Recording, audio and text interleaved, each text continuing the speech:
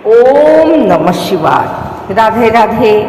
आइए सुनते हैं सोमेश्वर महादेव और चंद्रमा की यह कहानी। भगवान शिव की किस तरह से करे पूजा, आइए सुनते हैं। भगवान शिव की महिमा का वर्णन करने के लिए क्या आप जानते हैं भगवान शिव के जटाओं में चंद्रमा क्यों विराजमान है? आइए जानते हैं सोमेश्वर महादेव और चंद्रमा की यह कहानी। संगम नगरी में एक ऐसा शिव मंदिर है जिसकी स्थापना चंद्रमा ने की थी।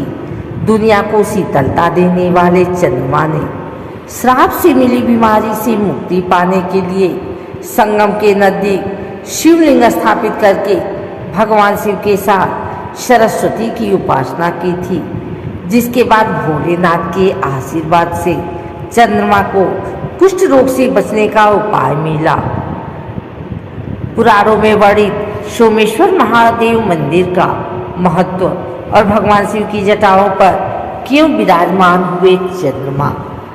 संगम किनारे अरैल में स्थित सोमेश्वर महादेव मंदिर का वर्णन पद्म पुराण के साथ ही शिव पुराण में भी मिलता है। पौराणिक महत्व वाले इस शिव मंदिर के बारे में बताया जाता है कि इस मंदिर की स्थापना सदियों पहले चंद्रमा ने की थी।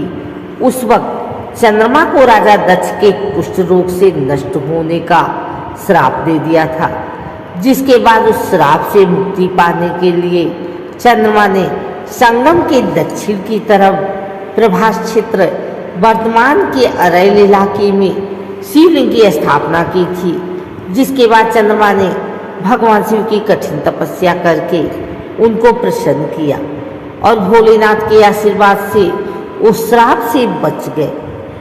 मंदिर के महान कथा के अनुसार राजा दक्ष ने अपनी 27 बेटियों का विवाह चंद्रमा से किया था, लेकिन चंद्रमा ने 27 बेटियों में से सिर्फ एक बेटी के साथ संबंध रखे, बाकी 26 बेटियों की लगातार अनदेखी कर रहे थे।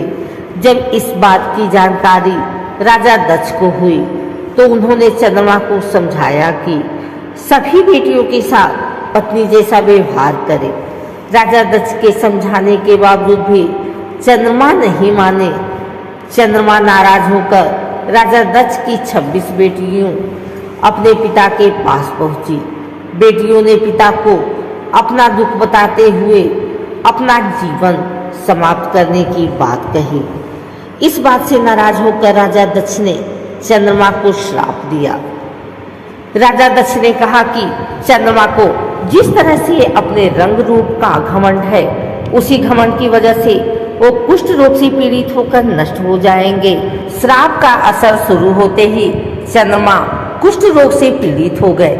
इलाज के लिए कोई उपाय उनके काम नहीं आया।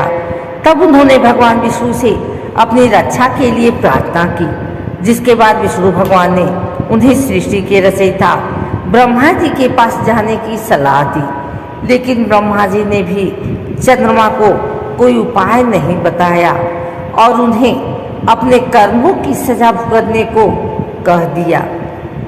दूसरे देवी देवताओं की प्रार्थना करने पर भगवान ब्रह्मा ने चंद्रमा को पृथ्वी पर जाकर संगम के दक्षिण की तरफ शिवलिंग की स्थापना कर शिव और सरस्वती की उपासना करने की सलाह दी। चंद्रमा ने ब्रह्मा जी की सलाह पर उसी तरह से संगम के दक्षिण की तरफ शिवलिंग की स्थापना कर भगवान शंकर की तपस्या में लीन हो गए। सदियों बीतने के बाद जब भगवान शिव प्रसन्न हुए तो वह चंद्रमा के सामने प्रकट हुए। चंद्रमा ने उसे श्राप दिया।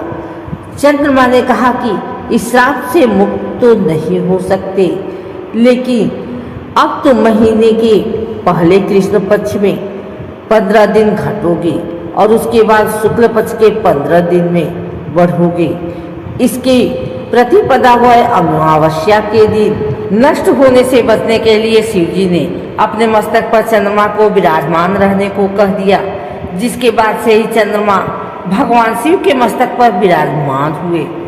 बताए जाते हैं सोमेश्वर महादेव मंदिर में आज भी दर्शन करके लोग तमाम तरह की बीमारियों से मुक्ति पाने के लिए प्रार्थना करते हैं। वहीं मंदिर के महंत का कहना है कि कुष्ठ रोग से पीड़ित व्यक्ति आज भी भगवान शिव के सच्चे मन से पूजा पाठ करके उनकी आराधना करते हैं तो उनके कुष्ठ रोग पर नियंत्रण हो सकता है। मंदिर में दर्शन पूजन करने वाले का यही भी कहना होता है कि इस मंदिर में दर्शन करने से उनकी सभी मनोकामनाएं पूरी होती हैं। अरैल इलाके में स्थित पौराणिक सोमेश्वर महादेव मंदिर में आज भी श्रद्धालुओं की भीड़ जुटती है। सिर्फ प्रयागराज ही नहीं बल्कि दूसरे जिले के लोग भी इस मंदिर में पूजा करके भगवान भोलेनाथ को प्रसन्न करते हैं। मंदिर में शिव जी का रुद्राभिषेक करके प्रतिदिन दूर दूर से लोग आते हैं। मंदिर के सामने संगम तट पर बने घाट को चंद्रकुंड घाट कहा जाता है। इस घाट पर स्नान करके भगवान भोलेनाथ को जलाभिषेक करने से भक्तों की सभी मनोकामनाएं पूरी होती हैं।